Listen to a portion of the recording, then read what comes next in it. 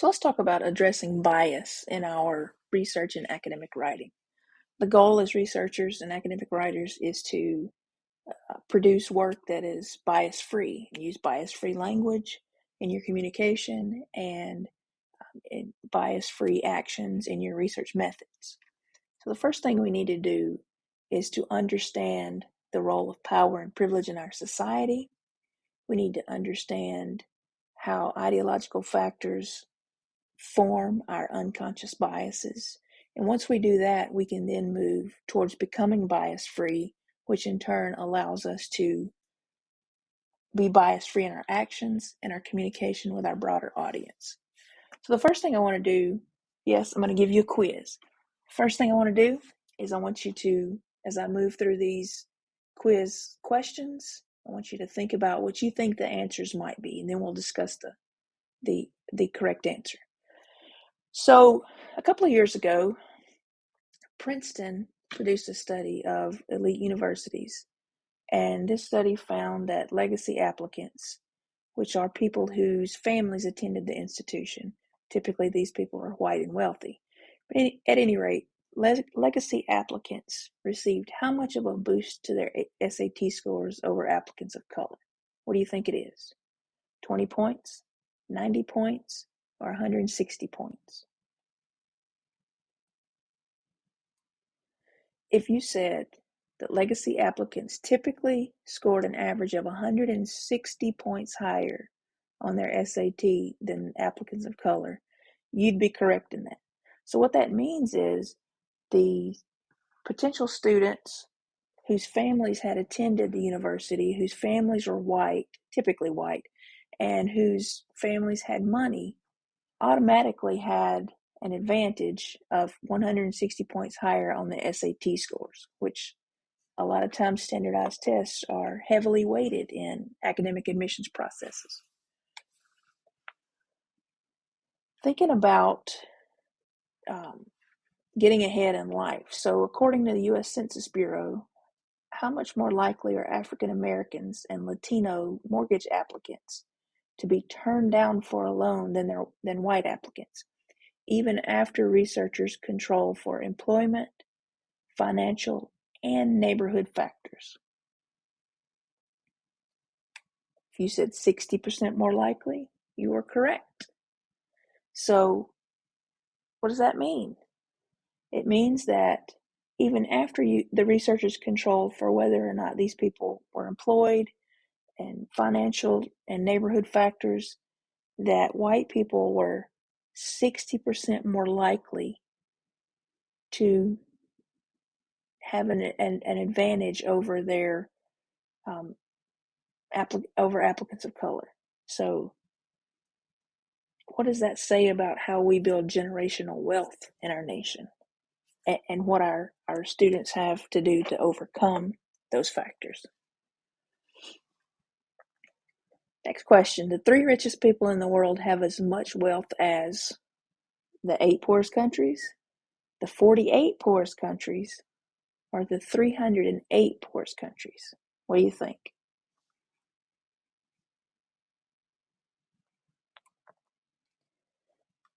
The 3 richest people in the world have as much wealth as the 48 poorest countries combined.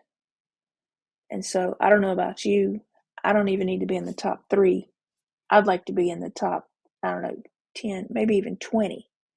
I'm not going to be greedy here.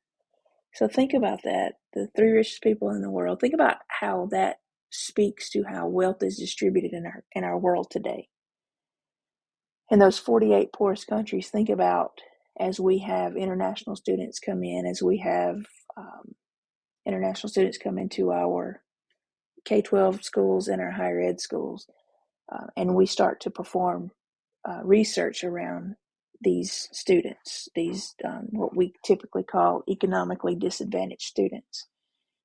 How does that inform our research and our writing and our own cognitive bias? Who is more likely to be addicted to drugs and alcohol? You think it's the middle class? You think it's the poor? Or you think it's the wealthy? In fact, wealthy people are more likely to be addicted to drugs and alcohol.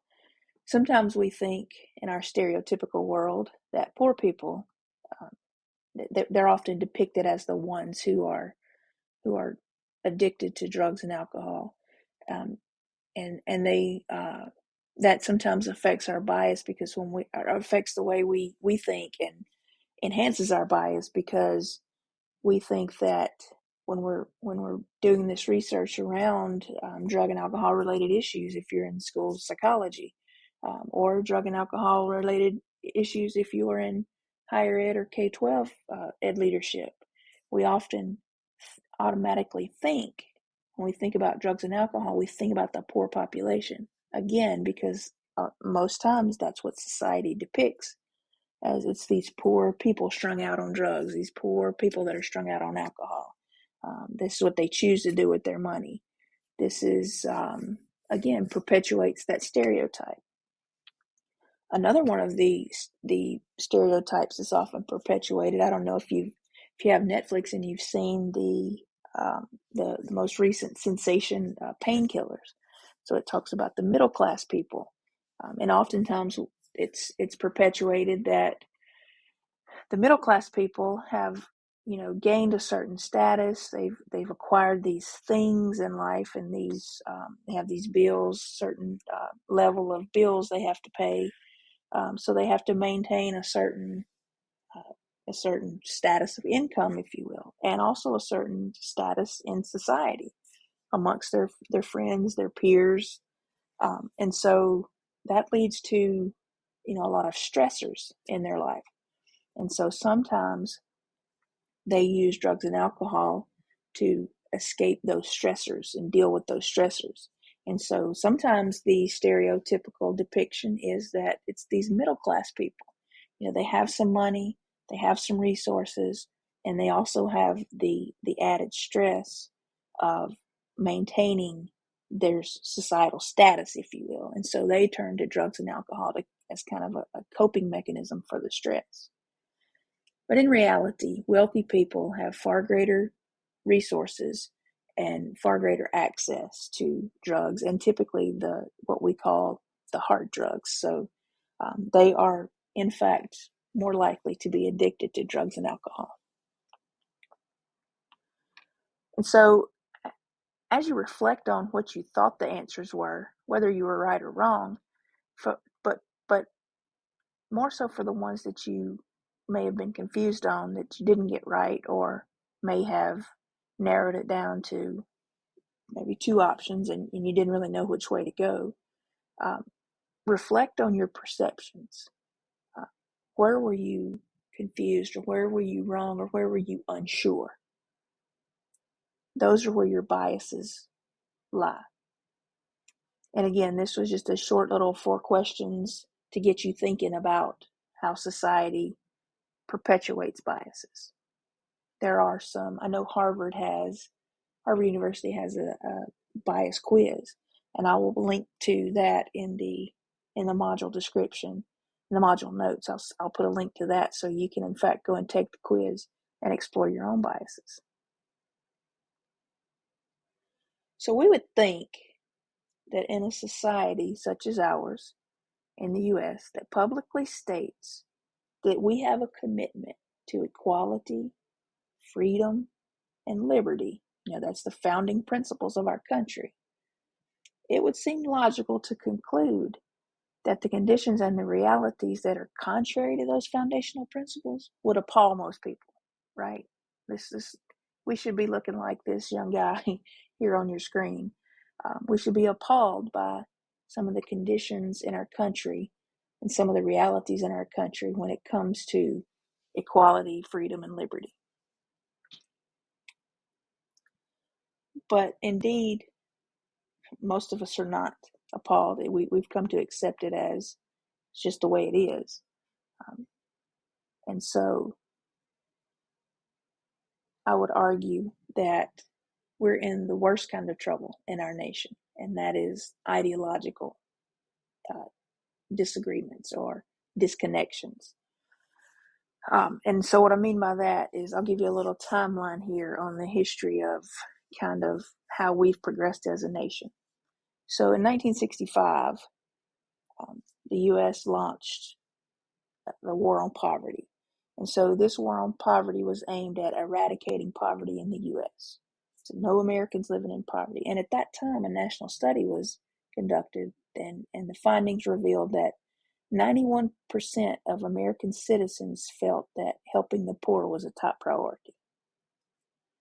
Well, as a nation, we progressed. 2008, many would say we overcame racism because we elected the first non-white U.S. president. I didn't say I would say, I said many would say.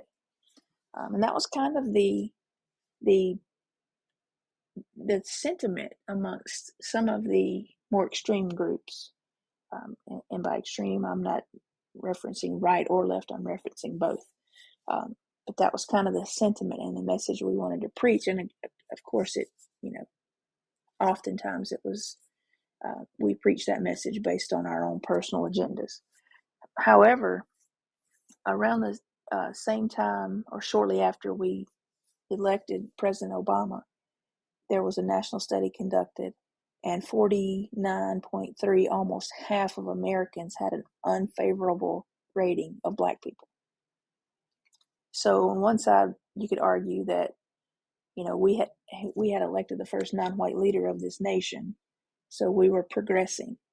On the flip side, almost half the people had an unfavorable rating of the Black race in general. Move forward to 2012. There was another national study conducted, and only 52% of American citizens felt that helping the poor was a top priority.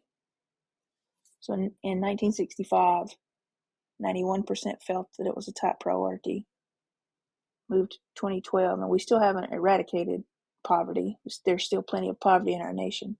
I moved to 2012, and 52% held the same value system that helping the poor was a top priority.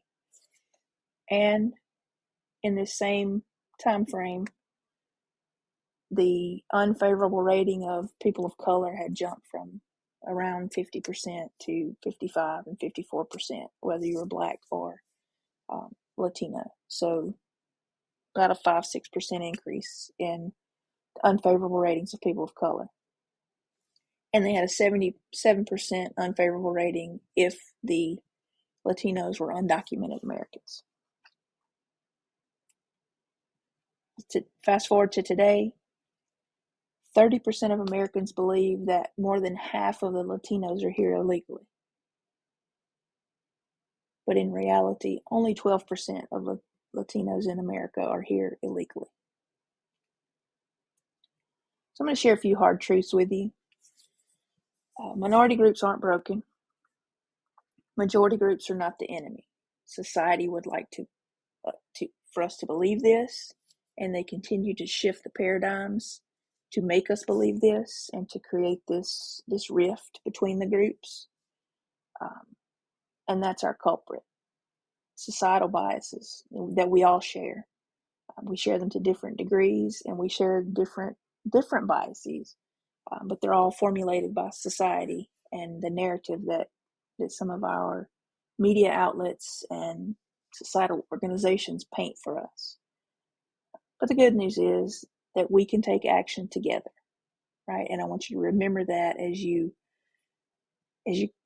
begin to walk through this journey as a researcher, and you begin to stop letting your biases drive your actions and your communication with yourself and with the broader audience.